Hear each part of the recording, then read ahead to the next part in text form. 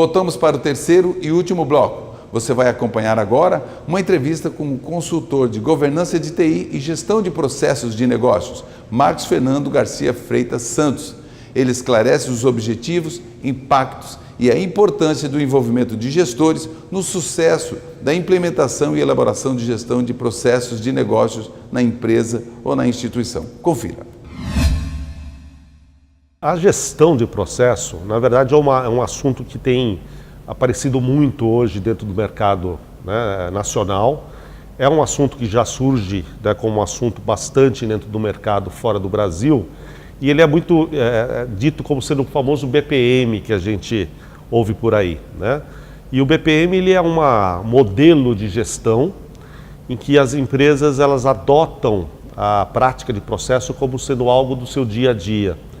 Isso normalmente gera uma mudança da forma com que a própria empresa faz a gestão das suas atividades e normalmente ela propicia uma facilidade maior, né, em relação aos seus atingimentos estratégicos, porque essa é a grande questão hoje, né, dentro do mundo corporativo, e facilita muito com que as empresas elas possam se tornar flexíveis diante das mudanças, né, que o mercado exige muito, seja em corporações privadas, como instituições públicas, né, como é o caso do TRT, e isso faz com que elas possam se adequar mais rapidamente às necessidades estratégicas, né? Esse é o grande objetivo da gestão de processo de negócio.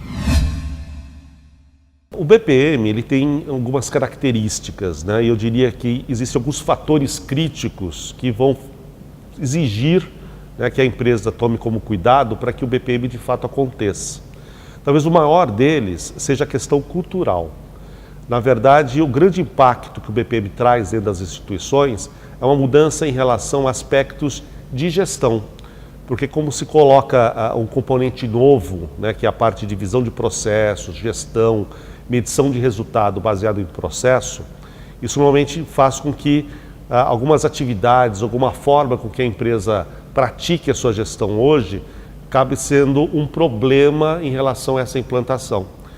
E o BPM ele é muito dependente de um apoio explícito da alta gestão, porque como ela acaba mudando essa forma de trabalho, essa forma de entender como as atividades acontecem e muda inclusive o foco estratégico da empresa em relação às suas práticas, né, enquanto departamento, então o apoio da alta gestão ele é fundamental em relação à implantação do modelo desse. Quando a gente fala processo, nós estamos, na verdade, falando de um componente que ele está além das áreas de negócio. Esse é um fator importante quando a gente começa a falar de BPM.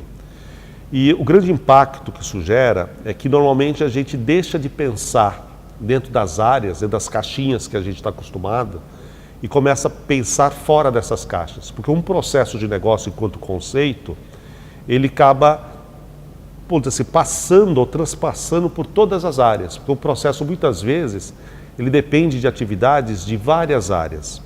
Por conta disso, né, a importância das pessoas são extremamente relevantes. Por quê? Porque são elas que praticam as atividades.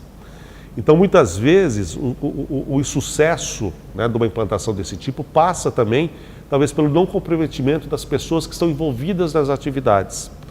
Então, normalmente, quando a gente implanta um modelo desse, essas pessoas que participam, são os executores das atividades, eles têm que ser partes importantes e participantes dessa mudança, né, de metodologia. Porque são eles que muitas vezes vão definir ou passar as informações de como as atividades acontecem, são eles que são muitas vezes os especialistas em relação a como executar as atividades e, portanto, serão eles que vão contribuir para a melhoria das atividades deles dentro de uma visão de processo. O planejamento estratégico que as empresas constituem, né, e no caso do TRT não é diferente, eles são, obviamente, objetivos que tendem a ser cumpridos em um determinado momento a ocorrer aí dentro da organização. Então, na verdade, o BPM ele é um apoio importante para esse atingimento. Por quê? Porque a gestão de processo de negócio, ela tem como seu grande vínculo se guiar pelos objetivos da organização. Então, o primeiro passo que a gente faz numa implantação desse tipo é poder identificar esse planejamento na organização e fazer, através de um planejamento dentro de ciclo de processo, se priorizar aquelas atividades e processos de negócio que estão muito mais ligados a esses objetivos e garantindo dessa forma que a gente foque esforços e recursos em melhorar esses processos que são mais significativos, portanto, buscando atingir o planejamento estratégico da instituição. É comum, seja em palestras, em consultorias que a gente faça, que essa dúvida ela ocorra. Hoje é muito comum a gente perceber que as empresas e pessoas confundam o BPM com mapeamento e modelagem. O mapeamento e a modelagem é uma parte de uma coisa maior que é o BPM. Então, para a gente poder ser bem específico nessa questão, é entender o seguinte: o ato de mapear e modelar um processo, que é na verdade você identificar como ele acontece e documentá-lo, na sua essência, ele não contribui nada para a organização.